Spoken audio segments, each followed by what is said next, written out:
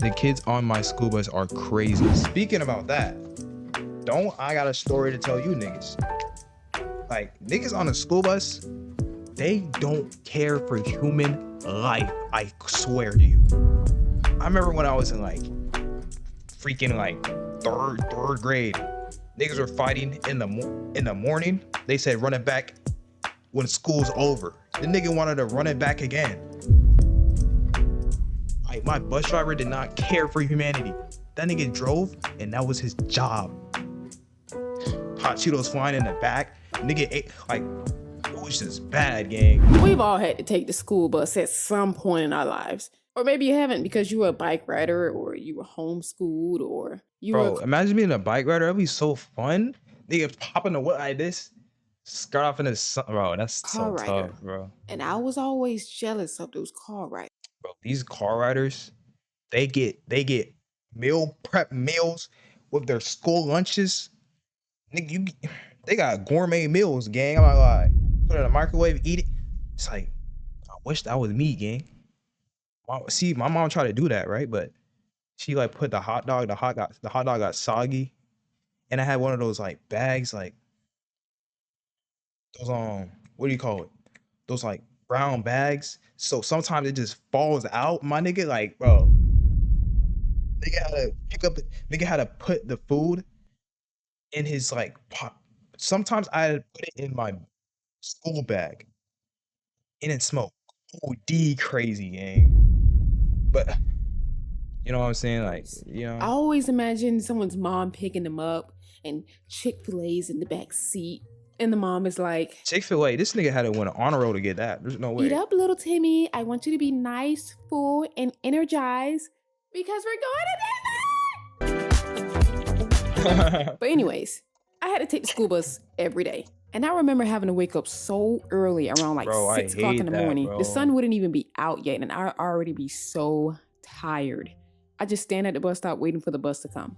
Occasionally, I close my eyes or look out the window and bask in the ambiance, only to catch a glimpse of two girls throwing hands. Real talk. Well, it was really only one girl throwing hands because she was beating the brakes. Bro, when girls like fight in GTA, always grab the hair. It's like it's the first instinct that you do if you want to win. If you don't want to win, don't do that. But the first instinct, hey, boom, in GTA. But like, I ain't gonna lie. Sometimes they do a maneuver. Don't trust the ones with the pixie cut. The pixie cut girls will rock you. I'm not gonna lie. They have no hair. You can't do that on them. Respectfully, I'm telling you, it's not gonna work. I'm telling the other girl. I was like, oh my God, somebody help her. As we got closer, I realized who the two girls were. Their names were Gabby and Marnie. And when I saw Marnie, I was like, oh. Marnie was known for fighting everybody and their mother. That girl was a fighter.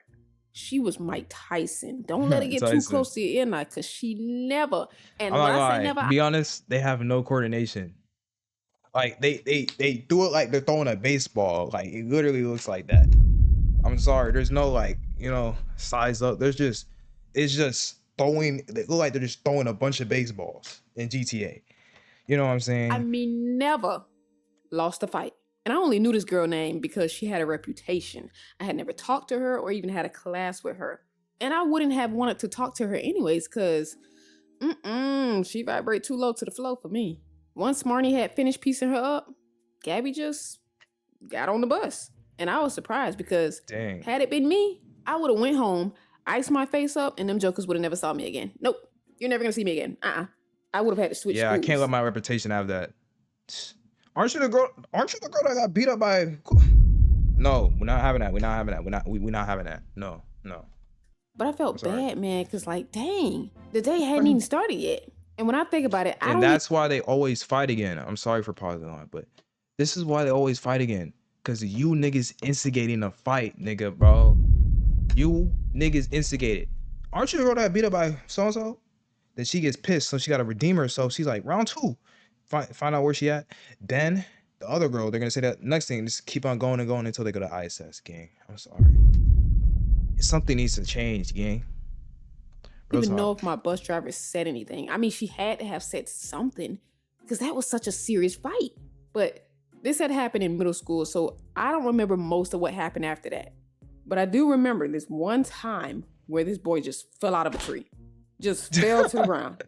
And I'm looking at the bus window Goofy like, y'all nigga. what the heck? Boy, what was you doing up in that tree? Oh, his nose was so blooded up, I couldn't believe it. If I didn't see him fall from that tree, I would have thought Marty stopped by.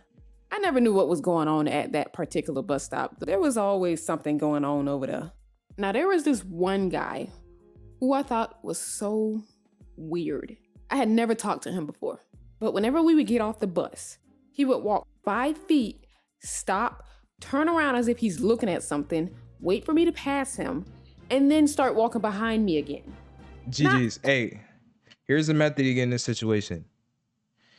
You're gonna have to sprint. You gotta do a brisk walk whenever this happens, because you never do this, gang. This is bad. Don't do this. We don't condone this. You never go behind a girl when she's walking. You have to do a brisk walk. I don't care if she's walking fast. You have to get in front of her. 'Cause no, we're not doing this. No, I don't want that reputation. I don't care if I have to run, my nigga. I don't care. I will. Close, just maybe like 5 feet behind me. And he would do this every day. And I don't know why he would do that. I don't believe he was stalking me because he lived pretty close. And I don't think he was taking pictures of me because I was flat as a board back there. So there was nothing to really take a picture of. So that couldn't be it. Nobody's flat, chat. But it was becoming a very concerning situation for me. So I ended up telling my mom, and she agreed to park somewhere hidden and watch him. So the next day arrives, I get off the bus, and of course, he does it again. So when we got home, she was definitely confused as to why he was doing that because she said he didn't do anything. I remember after that, my stepdad came home and was like, I went over to his house and told him to stop. What?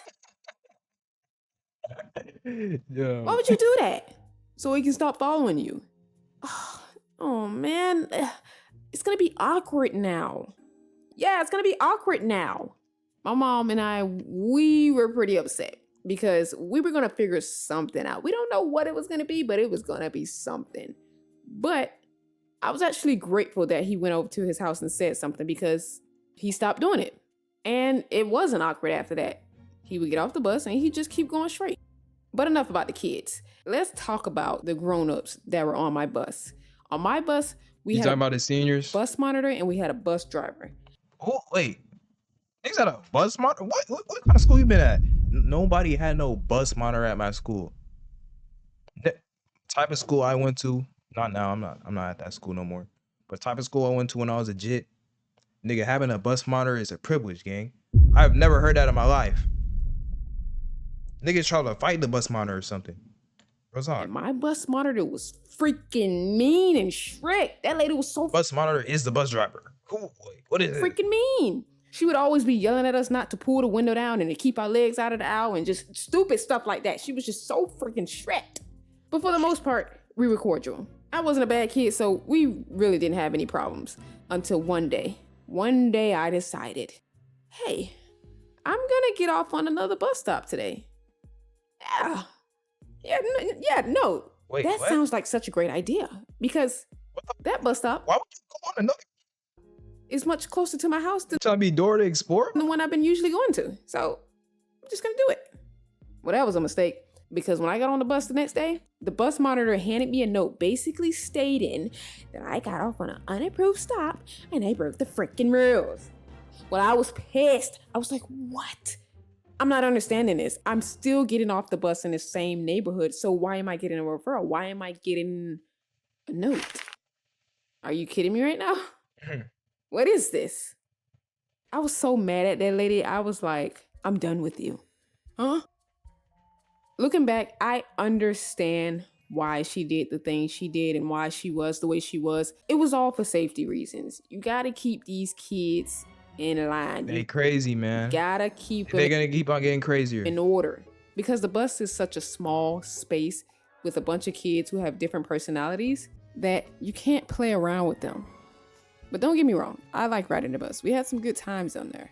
It was just us. Hey, W video by Bree. I mean, Bay Bree. W. Mess your videos. Really do. It's up.